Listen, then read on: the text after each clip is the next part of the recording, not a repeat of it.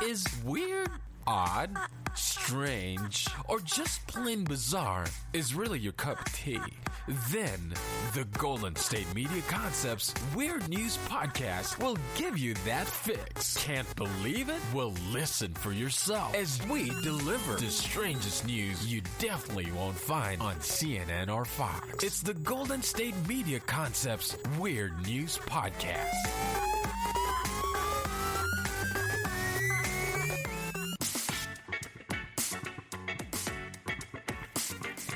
Thank you for tuning in to the GSMC Weird News Podcast, brought to you by the GSMC Podcast Network. Hey everybody, weird news lovers and weirdos. How was your week? Mine was full of drama. Oh my gosh, I can't even get started. It was so hard and bad. How about you? I have a lot to talk about today. We're going to be talking about budgies and widgies, the Australian mafia, Yeezys, $1 million Yeezys, tic-tac-toe, of course, my favorite thing to do. We're going to finish part 2 of Storytime featuring Zora Neale Hurston. And finally, we're going to talk about weather, but really cool weather, like meteor tsunamis and the Dead Sea killing people. Come on, that's fun. I hope you can't hear my dog playing furiously in the background because he might be ruining my whole life right now. His name is Theo, Theodore Santorini Foxcat III. We don't know where 1 or 2 are. Oh my god, did you hear that? He literally almost licked the microphone. Okay, he's getting put away. I'll be back. So did you all know that Yeezys are apparently worth $1 million, according to Google, CNN.com, all the sources? The first Yeezy sneakers ever worn in public by Kanye West are going on sale for over $1 million. The Nike Air Yeezy 1 prototypes, which the American rapper debuted at the 50th Annual Grammy Awards in 2008, will be among the most expensive sneakers ever to appear on the market, according to Sotheby's auction house, which is organizing the sale. Described in a press release as one of the most prized and sought-after sneakers in existence, the shoes will be offered via private sale after going on display in Hong Kong later this month. Sotheby's did not reveal an exact asking price, though it said it has valued them in excess of $1 million. While there is no known record for private sneaker sales, a 7-figure price tag would far exceed the current auction record of $615,000 set at Christie's in May 2020 by a pair of autographed Nike Air Jordans, first worn by Michael Jordan in 1985. Put on the market by sneaker collector Ryan Chang, the prototype Yeezys come in a size 12, West's shoe size. According to Bram Wachter, Sotheby's head of streetwear and modern collectibles, the valuation derives from the brand's cultural impact. Quote, "This pair is critical to the development of the Yeezy franchise, which has become one of the most important sneaker and lifestyle brands in history," he said over email. Rumors of West's prospective shoe line had been circulating for almost a year prior to his 2008 Grammy performance, when the rapper stepped on stage wearing the soft black leather high tops, their muted Nike swoosh logos and unique straps, which would become a signature Yeezy flourish, generated significant buzz among fans and sneaker aficionados. At the time, West had just released his 3rd studio album, Graduation, which sold almost 1 million copies. During an emotional Grammys performance, he sang "Hey Mama" to honor his wife, Donda West, who had just died 3 months prior. Created in 2007 at Nike's Innovation Kitchen in Oregon, the prototypes were an early version of the Nike Air Yeezy colorways, which would go on sale in 2009. The colorways originally retailed at $215 a pair, although eBay resales can reach up to $8,000 today. The design debuted by Kanye at the Grammys was never released on the market, but in 2017 a pair did appear for sale on collectible sneaker retail Flight Club, where they sold for $100,000. The prototype sneakers are a relic of the creative partnership that no longer exists, with Yeezy transferring its operational empire from Nike to Adidas in 2013. When the latter extended its partnership with Yeezy in 2013, the German sportswear brand called it, quote, "the most significant partnership ever created between an athletic brand and a non-athlete." And that's on $1 million Yeezys. Wow. Imagine just like a pair of shoes that the actual contents of the shoe are worth almost nothing. They're not made out of diamonds or gold. And just the notoriety, just the coolness factor, just how rare Kanye has been able to make his products and so sought after. The man, yeah, he has a lot of problematic issues, but he knows how to make money. And he actually is richer than his counterpart, Kim Kardashian West. He actually is richer than her, and I was so surprised to hear that. I'm like, how did she find anyone richer than her? Because I think stars like to partner up with someone they know is not using them for their money. And in her case, like, yeah, he's like the only one she could partner up with. Like, who's richer than Kim Kardashian? I mean, it's Tom Cruise. We know Jeff Bezos is. Boo. Who else? Who else is richer than Kim Kardashian? Oh, I forgot. Kylie. Kylie Jenner, of course.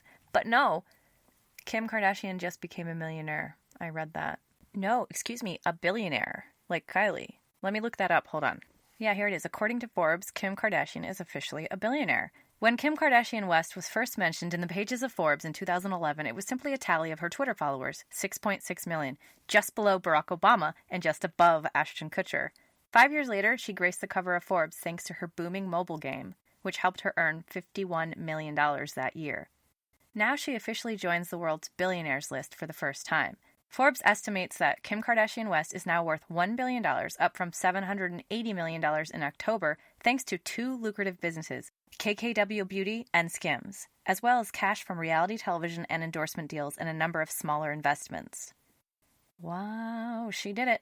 Not mad. I'm not mad that she did it. I am mad that people look to any famous person and are misinformed to think that that's what they should aspire to be, especially in the physical form. I am mad at that. Whose fault is that? Human nature? Patriarchy? Moving on! But actually, I want to know. Hey, Google, how much is Tom Cruise worth? Sorry, I don't know the net worth of Tom Cruise. What? But I found something else. Do you want to know how much is Brad Pitt worth? Sure. As of 2021, Brad Pitt's net worth is estimated to be roughly $300 million. Wow, he's basically poor. Poor guy. And he's like so talented. And he's probably living off of ramen right now while Kim Kardashian's walking around in her Skims and her beauty products. Aww. Okay, I'm going to try again. Hey Google, what is Tom Cruise net worth? His current net worth is estimated to be $600 million. Wow, he's twice as rich as Brad Pitt and half as talented. Cool. But Kim Kardashian has both of you beat because she's selling stuff. Not just her acting or her, like, hey, I'm showing up here, plus press record. She's, like, selling items, actual items. Maybe that's the trick. You have to come up with items to sell. Well, tell it to cryptocurrency, because there's no items. And they're still selling like hotcakes. I have a friend who posted online this week, like, go get yourself some Dogecoins because they're going up. And I'm like, what? What a scam. So I did. I went and I bought some Dogecoin and it went way down and I was like, no. And then it went way up and I sold it and I just made a tiny amount of money and I was like, yay, I did it. And then I checked later that same day and it had like doubled from there and I was like, oh, okay. I'm in over my head, but hey, I did it. So I'm okay with that. I'm all right with it. We're getting off track here. What are we talking about? Oh my gosh, we're talking about the Australian Mafia. And why are we talking about the Australian Mafia? Literally because last week I heard or read or saw something about mafia. And I don't know why. I have family in Australia. And I thought, does Australia have a mafia?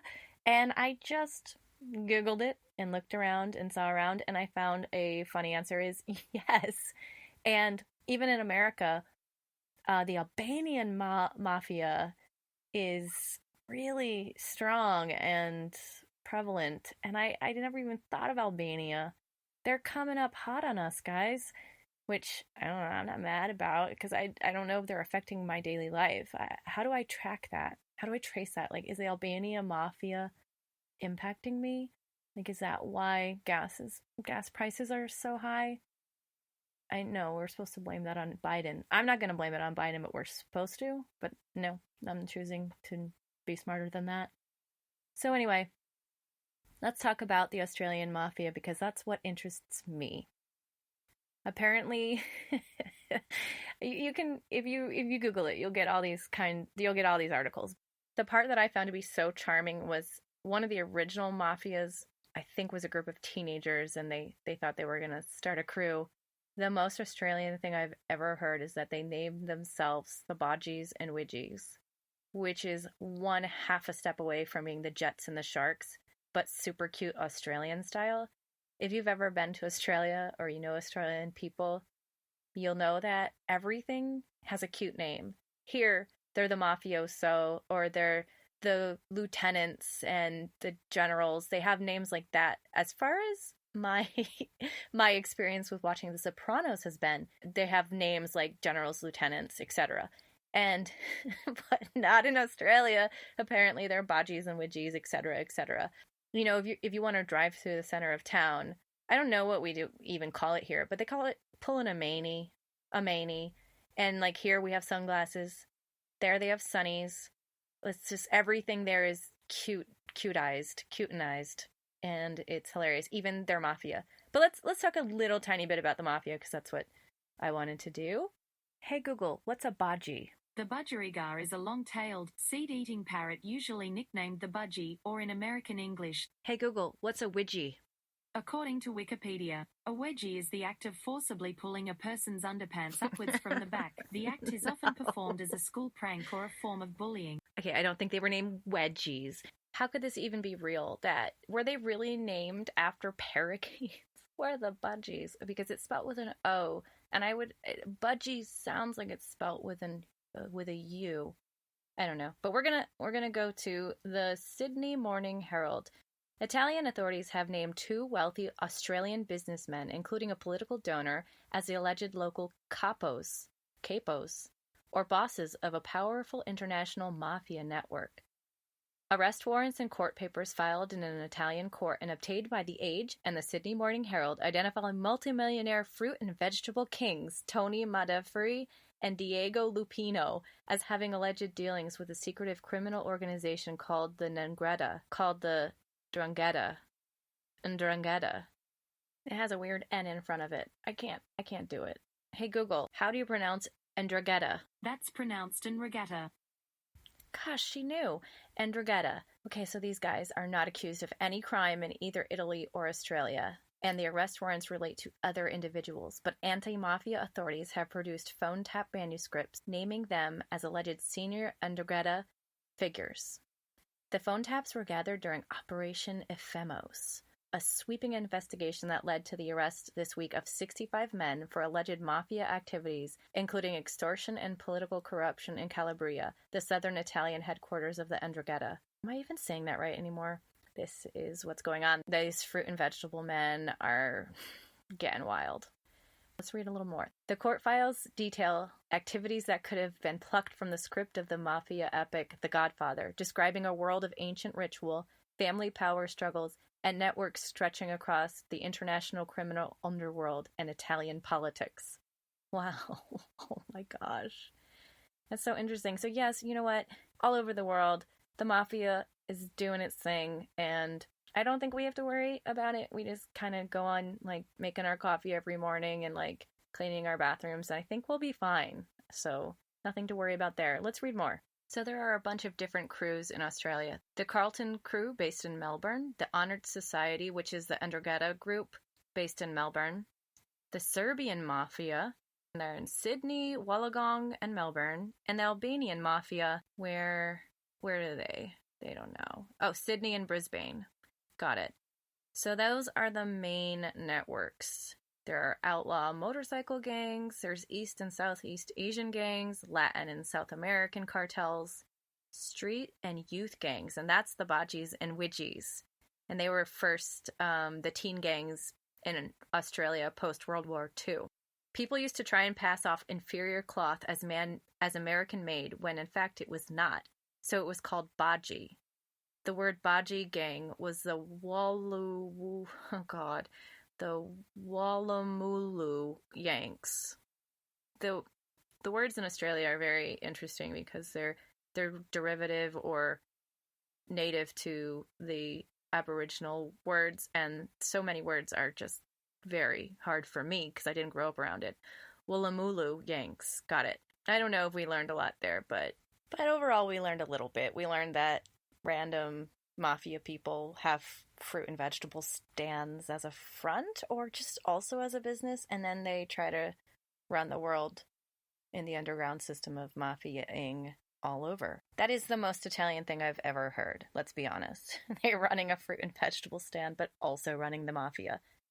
Yes, I grew up in an Italian town, a very Italian and unrelated, but also highly Portuguese town, even though they are not the same culture at all. I, growing up, kind of almost thought they were the same culture because everyone in my town was Italian and Portuguese. And I was like, oh, well, it's like two different sides of the same coin is what I thought. Oh gosh, this sounds terrible. Okay, we are going to do my ASMR because that's what I like to do. And then we're going to move on. Okay, ASMR in 3, 2, 1. Oh God. I'm going to get fired. That's all we have right now, but we're going to come back, and then when we come back, we're going to be talking about TikTok-toe, my favorite thing in the world. And if you like what you hear, you're smart. You can find us on Instagram at GSMC_weird, or on Twitter at GSMC_weird news, or on Facebook, all spelled out, Golden State Media Concepts Weird News Podcast.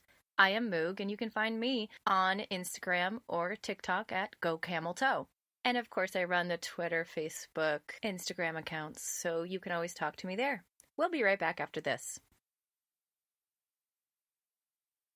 Are you tired of the same old news? Are you sick of the seemingly endless political spin and negativity? The GSMC America Still Beautiful podcast is a weekly news podcast covering all the top positive and uplifting news stories. We cover stories that will inspire, uplift, and remind you of the good in the world. Tune into the Golden State Media Concepts America Still Beautiful podcast to get all the great and positive news stories of today. Download the GSMC America Still Beautiful podcast on iTunes, Stitcher, SoundCloud, Google Play, or anywhere you find podcasts. Just type GSMC in the search bar.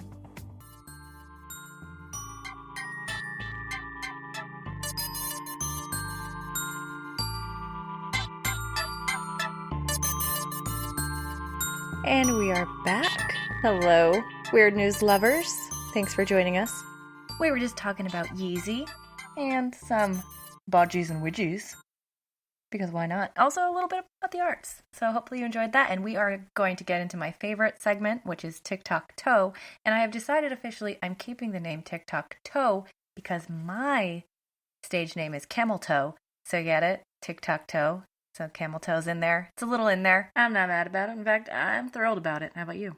We're going to start with K4554ANDRA, which looks like K455 Andrea or something like that. Anyway, we're going to start with this person, this TikTok user, who does a segment called Beloved Historical Figures That Were Actually Terrible People. Yay!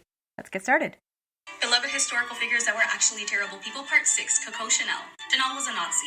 She was born super poor in France, and then her mom died when she was 12, and then her dad sent her to live in an orphanage where she became a seamstress, and it turns out she was really good at it. Then she met this rich textile mogul named Etienne Balsan, and they fell in love, and she started banging him, but then she had an affair with his friend Arthur. They were both loaded, and they fought for her love, and they bought her whatever she wanted, and that's how she funded Chanel. So she was super successful, and then later on she met a guy named Pierre Wertheimer. He helped her out even more by creating the perfume line. Pierre was Jewish, and she was one of the most openly anti-Semitic people in Paris. So then she called him a leech, and she dropped him. By the way, she was a massive social climber, like she was obsessed with being rich. Then the Germans invaded France, and she closed her stores, and she moved into the Ritz, which was like Nazi headquarters. There she met Hans Gunther von Dinklage, a German spy, and then they fell in love. So naturally, she also became a Nazi spy. She was Agent 7124, codename Westminster. So France was liberated, and then she fled to Switzerland. But she was still tried for treason, except Winston freaking Churchill saved her ass.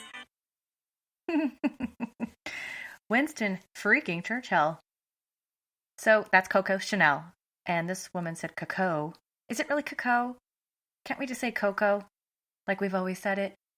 Either way, Coco Chanel, Miss Chanel, Mademoiselle Chanel, it was a train wreck, apparently. She knew one thing, and that was fashion and perfume, apparently. And everything else about her was garbage. I don't know, I'm just being dramatic. But that's some fascinating stuff. She's super anti-Semitic, yet had a Jewish boyfriend. She was a spy. Like, can we verify these sources? I think at some point I'm going to have to do a deep dive into Coco Chanel just herself to figure out how much of this is really true. You really can't trust everything you read, hear online, definitely TikToks. Like, I've learned so many facts on TikTok that are probably absolute garbage. But I'm like, ooh, I learned on TikTok that if you drink turmeric with coconut water, you can be fertile. Like, I made that up, but like, there's so much made up stuff online.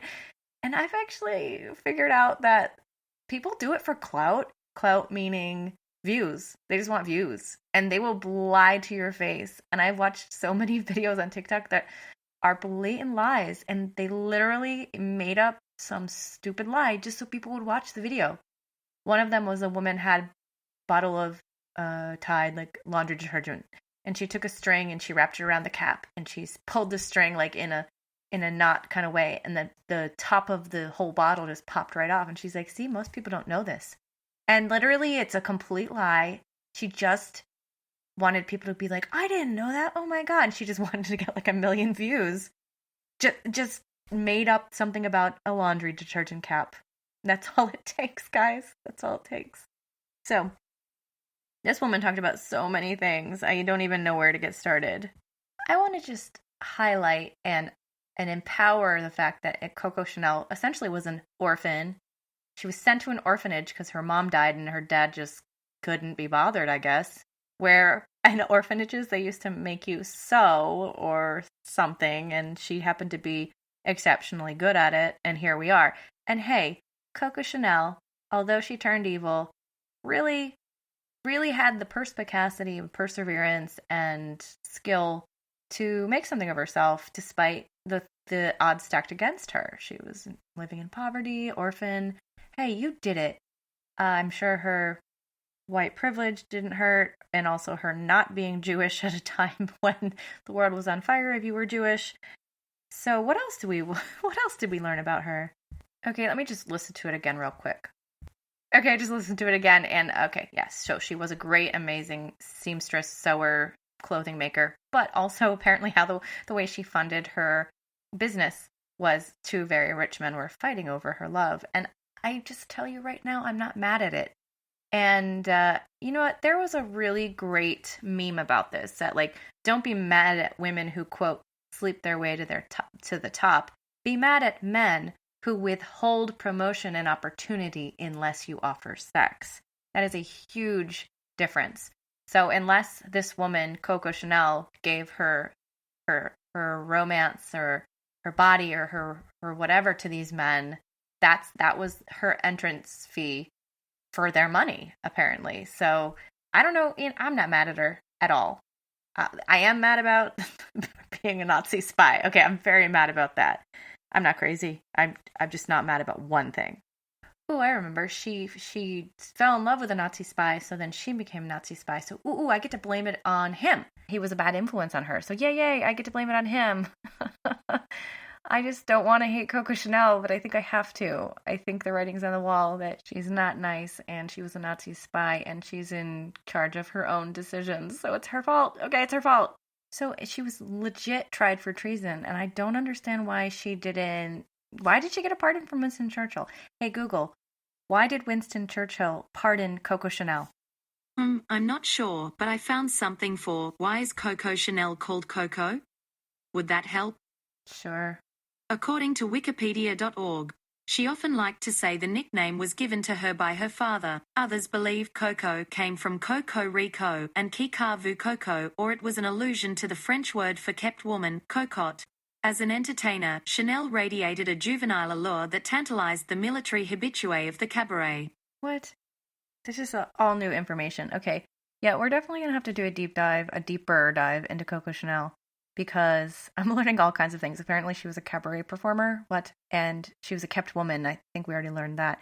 I'm just not going to be mad at kept women. You don't understand what it is like to live in a different time period. You don't understand what it's like to either have a dad who's alive, a husband who's alive, or become a prostitute. You don't know what those decisions are like. And that is a legitimate real life situation for many millions of women over the history of time. It's like either you have a dad that's alive, a husband that's alive, or you're a prostitute. Or somehow, by the miracle of God, if you had an education, maybe you could be a teacher or a seamstress, possibly.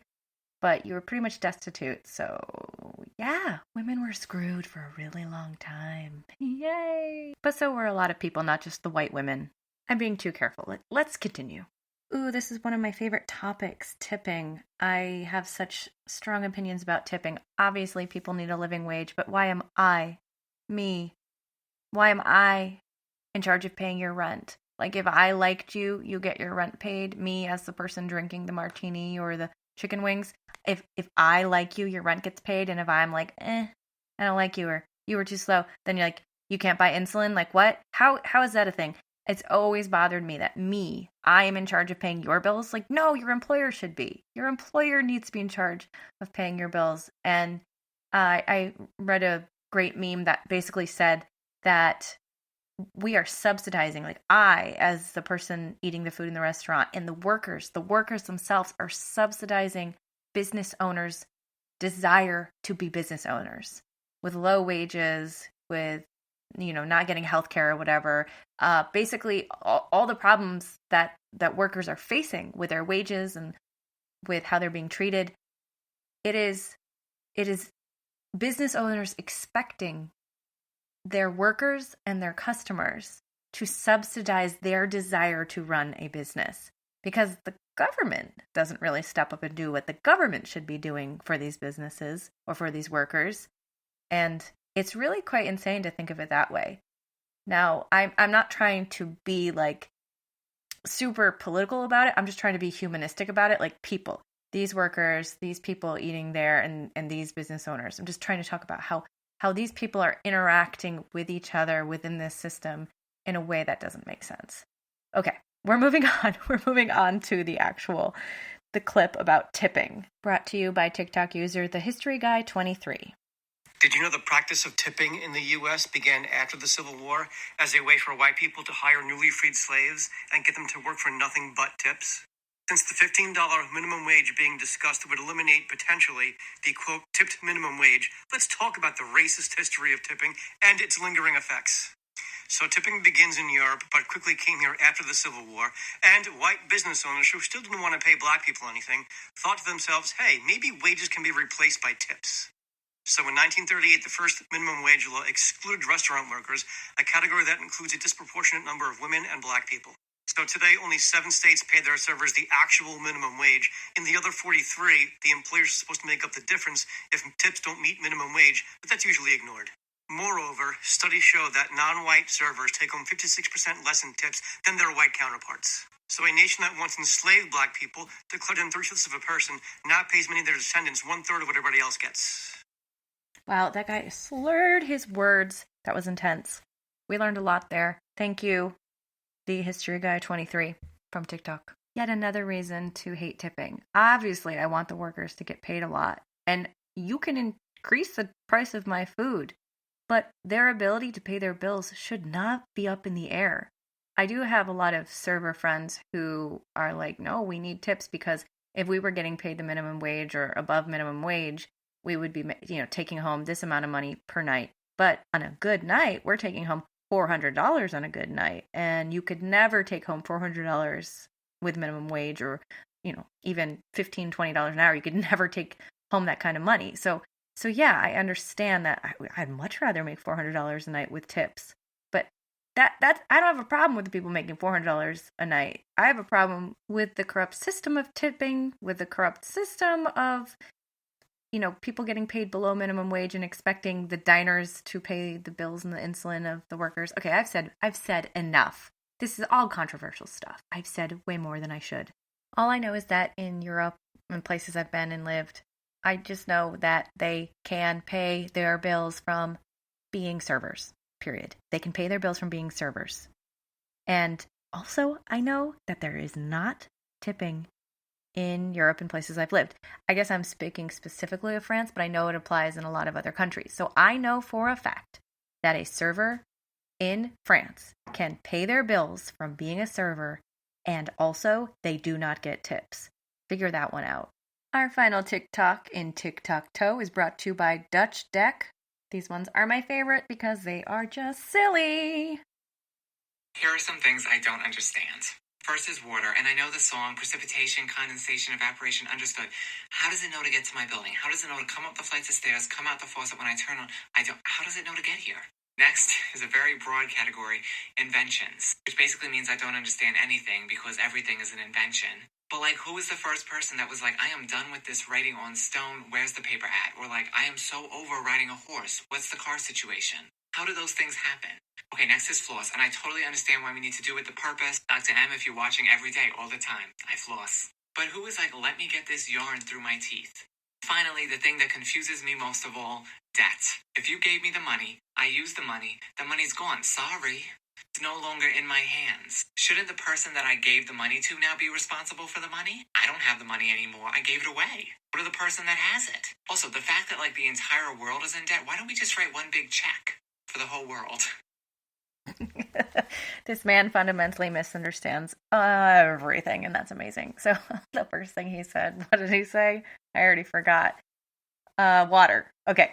Honey, the way the water gets to you is through pumps and, technology. It comes up from wells using a pump system and grow up. No, I'm kidding. He doesn't understand inventions. Necessity is the mother of invention, so that explains that, my friend. Floss? No, 100% right. But no, that makes sense because you're like, I can't get this out of my teeth, nothing's small enough. And eventually you just like use a hair or something. Yeah, that makes sense. Debt? Now he's right. You gave me this money, I gave it to that person, go ask that person for it. If it only worked that way. Oh my God. I would give all my money to people who would give me vacations, and I'd be like, go ask the vacation people for your money back. If it only worked that way. It doesn't. It definitely doesn't. I love these things I don't understand. They're always so fun. One of my favorite things to listen to. All right, we have run out of time for this segment, and I'm going to be back with you talking again about part 2 of the Zora Neale Hurston story time. Stick around to also hear about the Dead Sea, meteor tsunamis, and who knows what else. We'll be right back.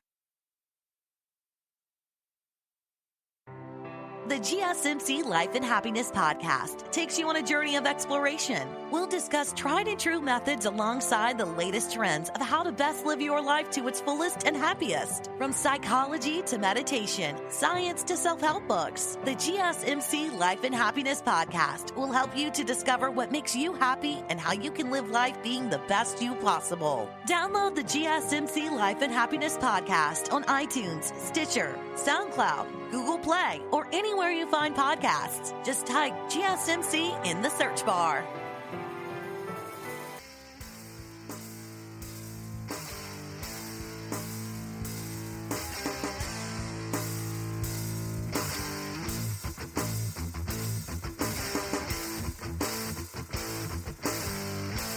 I'm so glad you're joining us.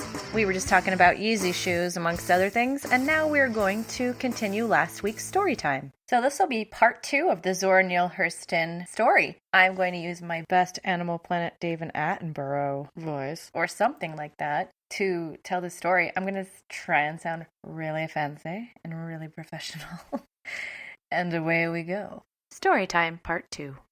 Last week we talked about how Mrs. Hurston was the benefactor of Zora Neale Hurston, and the benefit and the detriment it brought her. So where we were last week was Hurston was beginning to chafe at the restrictions of her contract with Mrs. Mason. She had the Florida and New Orleans material organized and ready for publication and wanted to move on to some new projects. But Mrs. Mason held the title for her folklore material, and Hurston was prohibited by the contract from publishing anything without Mrs. Mason's approval. So if Hurston wanted to see her book in print, she had to submit to Mrs. Mason's terms. Hurston spent nearly 2 years organizing her vast notes and material and finally published Hoodoo in the Journal of American Folklore in 1931. She then looked for a book publisher for a scholarly presentation of her findings. Both Hurston and Langston Hughes were living in New Jersey in an artist colony where Mrs. Mason put up her protégés. It is very cool to think of Langston Hughes and Zora Neale Hurston as contemporaries. Hurston and Hughes collaborated on a play called Mulebone, which was a series of skits and songs based largely on the folklore that Hurston had collected in Eatonville. The first act takes place on the porch of Joe Clark's store. That's a theme that will come up again and again in Hurston's work. Hurston envisioned a form of theater that would present authentic material in an aural context, in an exuberant and accessible manner. And I say aural because it's spelled A-U-R-A-L. It means ears. It does not mean O-R-A-L, which means vocal, voice, mouth, whatever. So aural makes it just sound like I have a crazy New England accent. And perhaps I do because I am from New England. Aural. It's hard. It's hard. So Langston Hughes and Hurston actually had a pretty complicated relationship. Through a series of misunderstandings, they had a falling out. There were lawsuits filed. It wasn't cute. But the story goes that when they were on good terms, they were writing this play together. And he actually left Mrs. Mason's payroll because he started to feel increasingly guilty about enjoying caviar in her home, meanwhile writing about the blues of his people, and it just didn't feel right to him. But Hurston needed Mrs. Mason's patronage for a little while longer until she found the publisher for her collection, so she stayed on. And it is so sad about Langston Hughes and Zora Neale Hurston having such a falling out in so many different ways and so many different dimensions of falling out. From personal misunderstandings to professional misunderstandings. Somebody had somehow gotten their hands on the play that Langston Hughes and Zora Neale Hurston were writing together, and this other third party tried to publish and produce this play without either one of their knowledge, and Langston Hughes did not understand that, and Zora Neale Hurston did not know that was happening, and of course, lawsuits and falling outs later, the damage was done, so the play was never produced. And that is the sad story. That is what we missed out on history, is Langston Hughes and Zora Neale Hurston writing what was obviously an amazing play together, never got produced because of drama, that drama. Hurston finally severed her relationship with Mrs. Mason in 1931 while still searching for a publisher for her folklore collection. She needed money and believed her stories and songs could be better presented in a review that would be artistically true to the folk tradition, including comedy, songs, and dances. So this multi-talented woman wrote and staged the theatrical review, The Great Day, in 1932, using her collected folk material, including authentic Jamaican dancers and drummers. She produced the review herself, which premiered in 1932 and was structured around a day in a railroad work camp, ending with an evening at the Juke. It was an artistic success, and she eventually took the show on the road. Despite this, she still had no publisher for her folklore collection, so she had to earn her living through the review.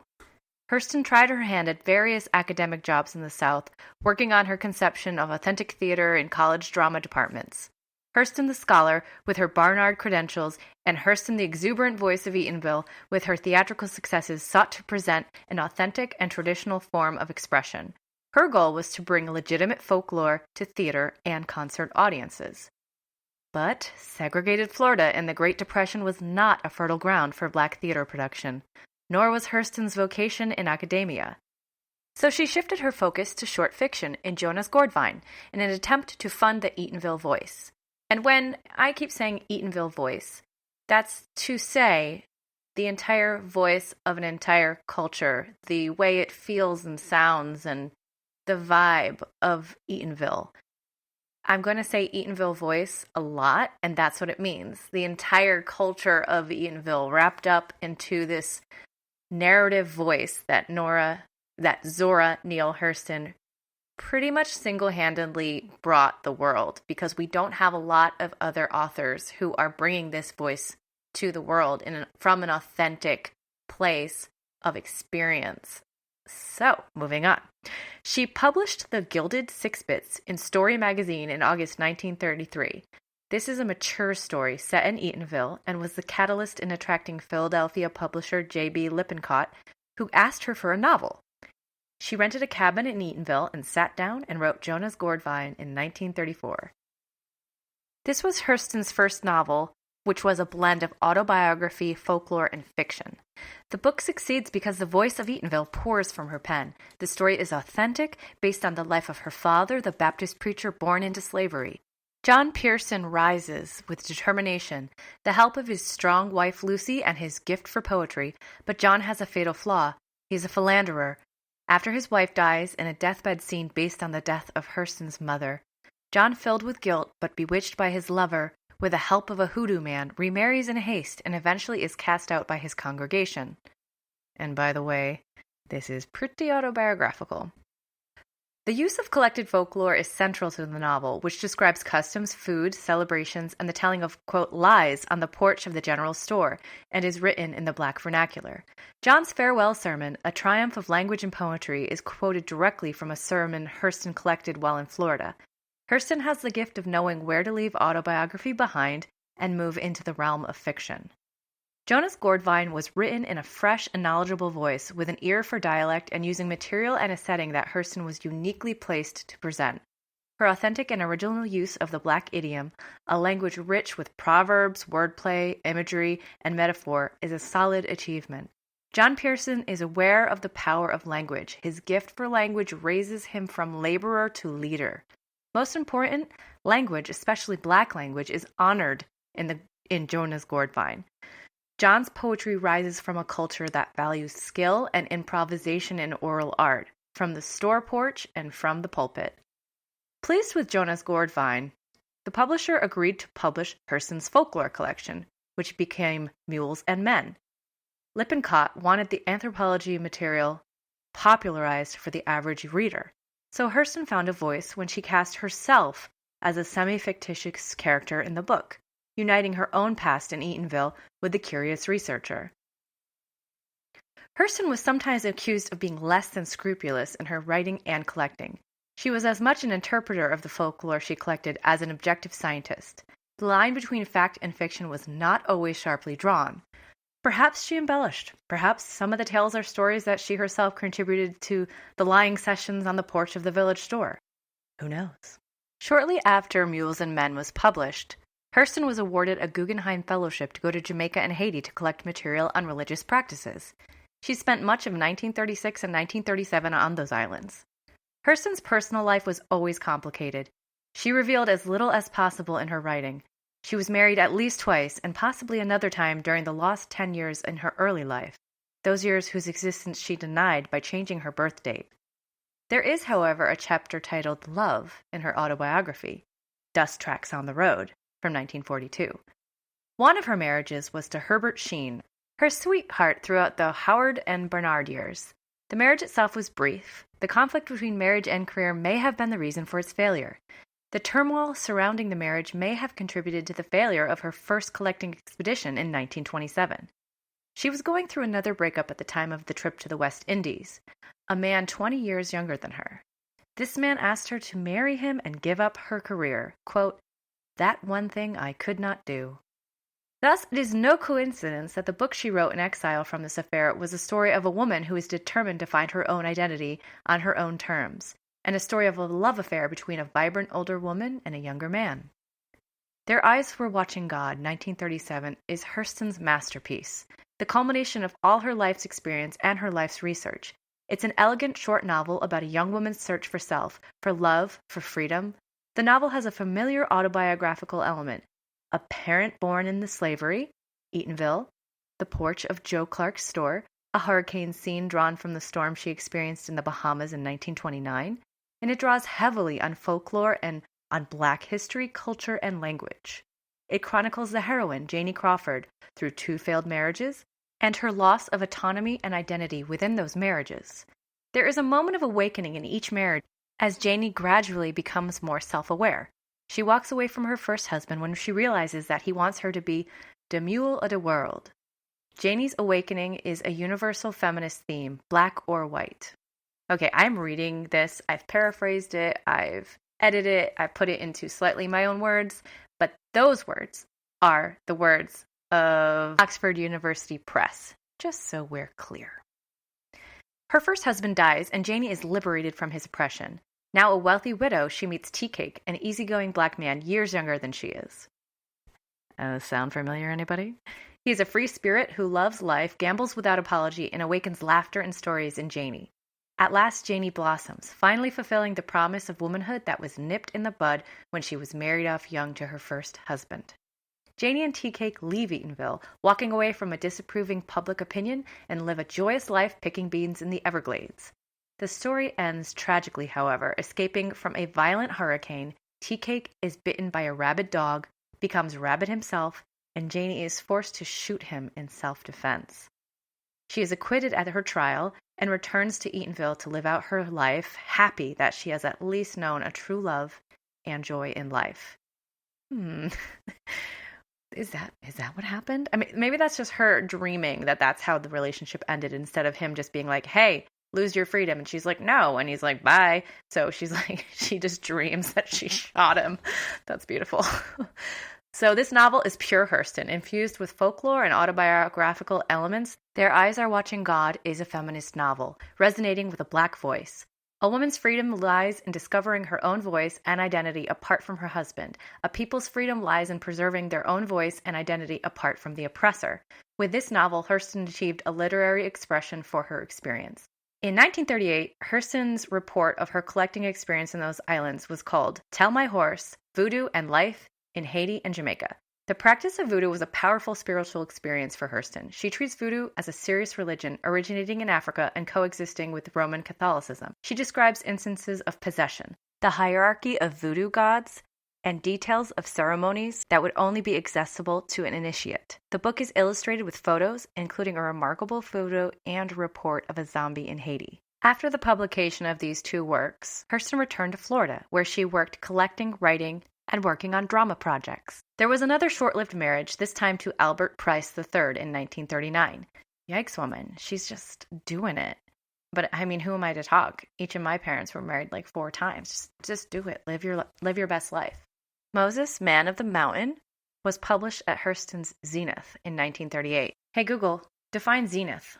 Zenith has 2 different meanings. Zenith can be used as a noun to mean the time at which something is most powerful or successful. Is that the meaning you were thinking of? Yes. Okay. I think that she says zenith because she is Australian and she's confused, but I think we say zenith. Moses, Man of the Mountain was published at Hurston's Zenith. Back on track. The novel is complex, a display of virtuosity in character, background, language, themes, and satire. A Hurston blend of Eatonville, Africa, and finding a way into freedom. The voice of Eatonville, as interpreted by Zora Neale Hurston, is humorous and feisty. Some Black leaders and intellectuals were beginning to complain that Hurston was too narrowly focused on Eatonville and that she ignored the many negatives of Southern Black experience. Moses, Man of the Mountain lacks bitterness, people would complain. Hurston was expected as a Black writer to write a protest novel exposing the racial injustice of the South, but she was determined instead to celebrate Black culture in literature. Okay, we have once again run out of time. I'm going to finish this in the next segment. I am so sorry this is taking so long. I personally think that Zora Neale Hurston is a fascinating, incredibly relevant, and important person in our history. So we will come back to this in our final segment, where we do talk about a lot of other fun things too, such as weather. I'm not kidding. We're going to talk about weather patterns. Why not? We're going to talk about the Dead Sea. The Dead Sea is pretty fascinating. We'll be back after this. Tired of searching the vast jungle of podcasts? Now listen close and hear this out. There's a podcast network that covers just about everything that you've been searching. Hey! The Golden State Media Concepts Podcast Network is here. Nothing less than a podcast bliss with endless hours of podcast coverage. From news, sports, music, fashion, cooking, entertainment, fantasy, football, and so much more. So stop lurking around and go straight out to the Golden State Media Concepts Podcast Network. Guaranteed to fill that podcast itch. Whatever it may be. Visit us at www.gsmcpodcast.com. Follow us on Facebook and Twitter, and download us on iTunes, SoundCloud, and Google Play.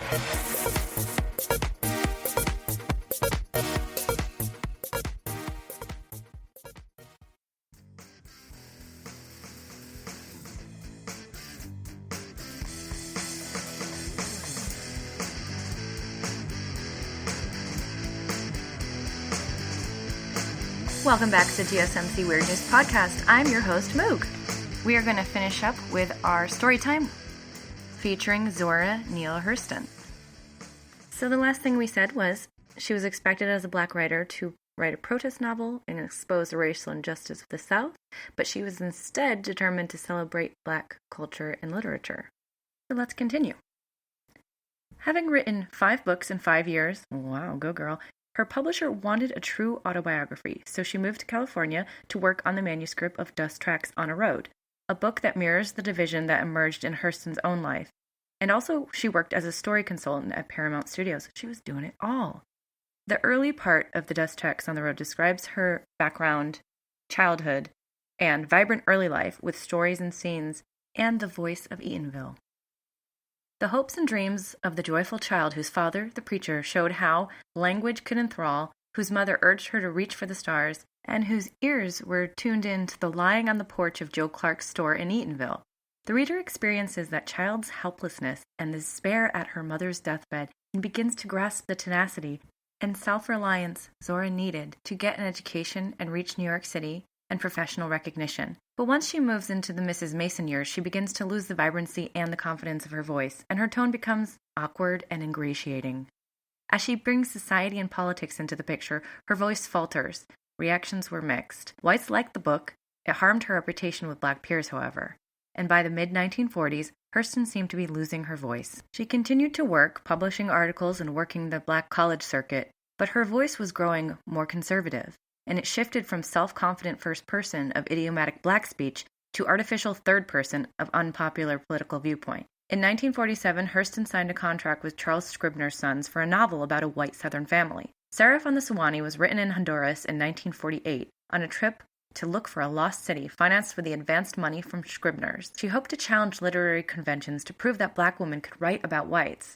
The novel tells the story of a poor white family in Florida that gradually achieves upward mobility and of a woman who struggles with her identity in marriage. The language of the novel is a Southern vernacular. Hurston hoped to show that Southern blacks and whites had language and cultural influences in common. The early reviews of Seraph on the Suwannee were favorable, but while she was promoting the new book, Hurston was accused of sexually molesting a 10-year-old boy. Yikes, trigger warning. The charges were false, and Hurston was able to prove that she was in Honduras at the time of the alleged incidents, and the boy was shown to be disturbed, but the damage had been done. A national black newspaper, Baltimore's African American, picked up the story and created a lurid scandal, and Hurston was devastated. She considered suicide. She removed herself from the public eye as best she could. Seraph on the Suwannee was to be her last published novel. Hurston did recover from this blow, and she moved back to Florida, bought a houseboat, planted a garden, and she continued to write magazine articles for a mainstream audience. She worked as a maid, did some substitute teaching in Fort Pierce, Florida. Her articles were increasingly conservative in tone, and it was difficult to find publishers for her work. Money was a problem, her health deteriorated. In 1959, she had a stroke and entered the hospital, where she died on the 28th of January, 1960.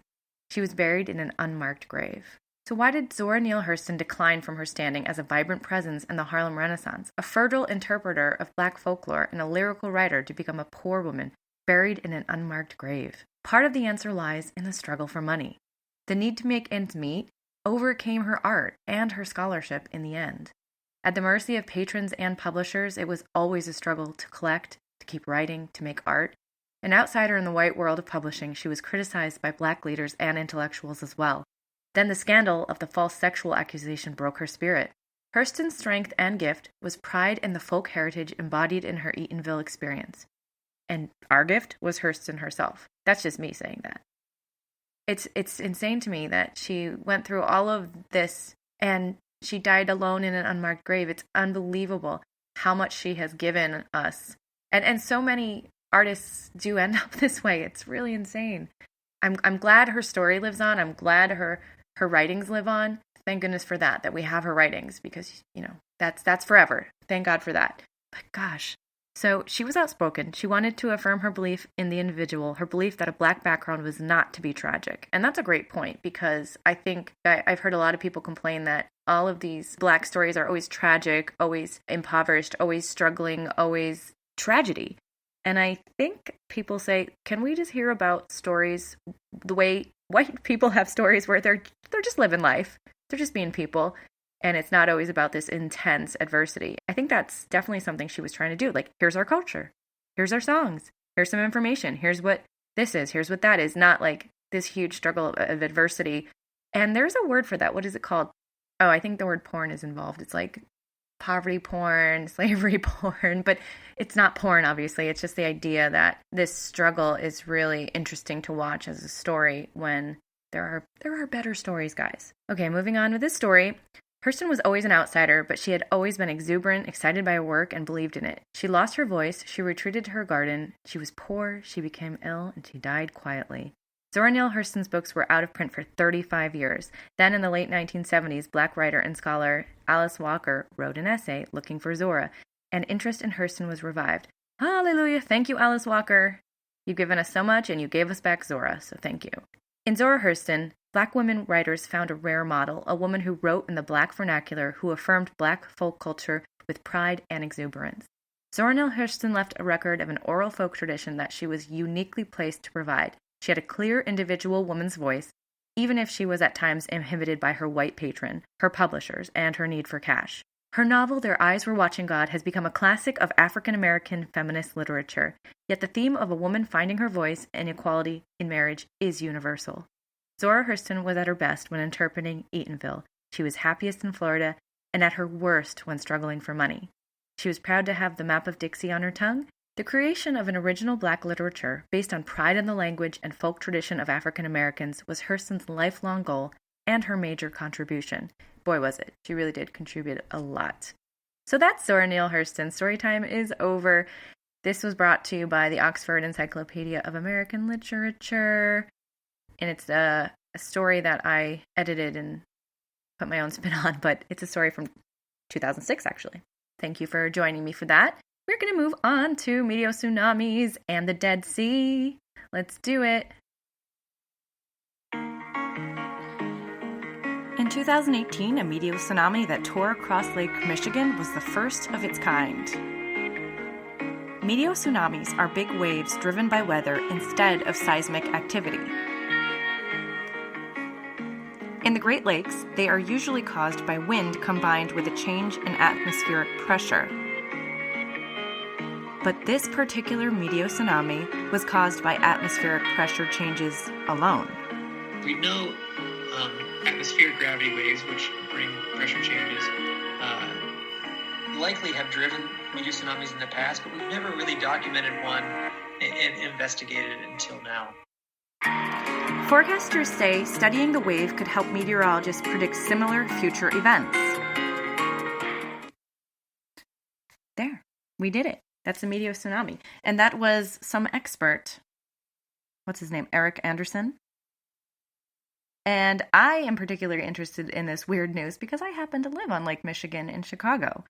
Forecasters currently have no way to predict meteor tsunamis in the Great Lakes. They used to believe it took 2 factors to create one, and now they realize it does not. So they have no way to predict it. Yay!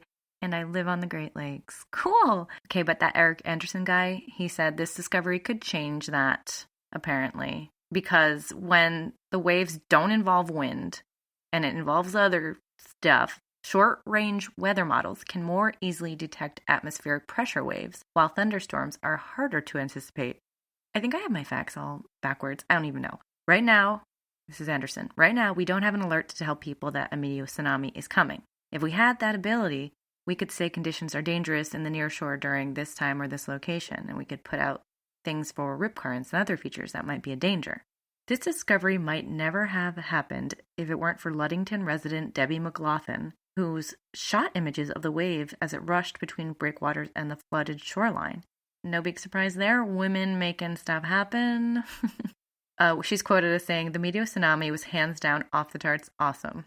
Of course it was. Nobody died, so of course it was awesome. Apparently, had this event occurred in the summer, it would have washed people right off the breakwaters. Ooh. In 2013, a meteor tsunami washed 3 people off a jetty in New Jersey, and 8 people were killed after a large wave surged over the shores of Lake Michigan in Chicago in 1954. Decades later, the wave was identified as a meteor tsunami. And here we are. So the 2018 event only produced a 6-foot wave, and that's considered a high-end meteor tsunami that happens about once a decade. If you can surf on it, yeah, okay, it's a high-end wave. I'll take that. A 2019 study looked at 94 deaths and 298 rescues attributed to rip currents in Lake Michigan beaches over 15 years, and determined that 16% of the deaths and 12% of the rescues happened on the same day as a meteor tsunami, according to the Tribune. So these meteor tsunamis are kind of a big deal. And all of this information is from the Weather Channel, and we're going to move on with more Weather Channel stuff. Okay, weather can be boring, but I don't know. I'm personally interested in the Dead Sea, aren't you? The Dead Sea sounds pretty cool, and apparently the belief is you can just float in it and never drown. That's interesting. It's like Jesus walking on water. And I originally found this on the Weather Channel, but apparently this clip is from I-24 News English, and let's get started.